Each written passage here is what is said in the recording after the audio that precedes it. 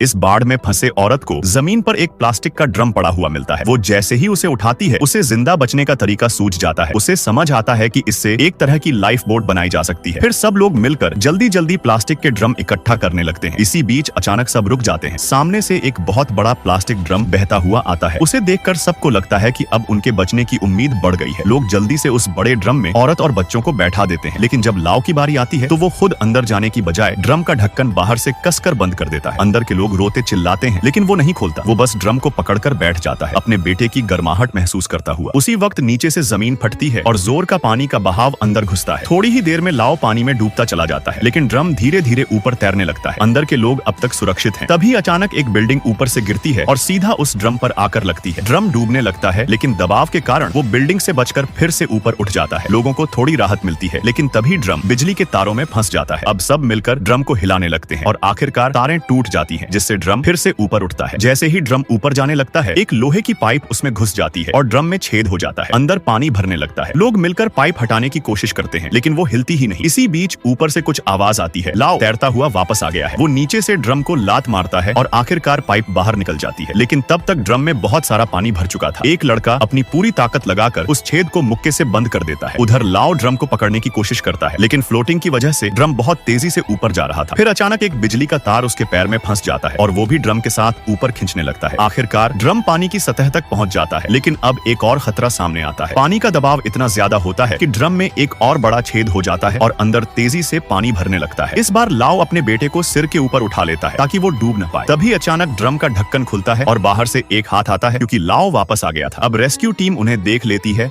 और जल्दी से क्रेन मंगवाई जाती है और सबको ड्रम समेत बाहर खींच लिया जाता है।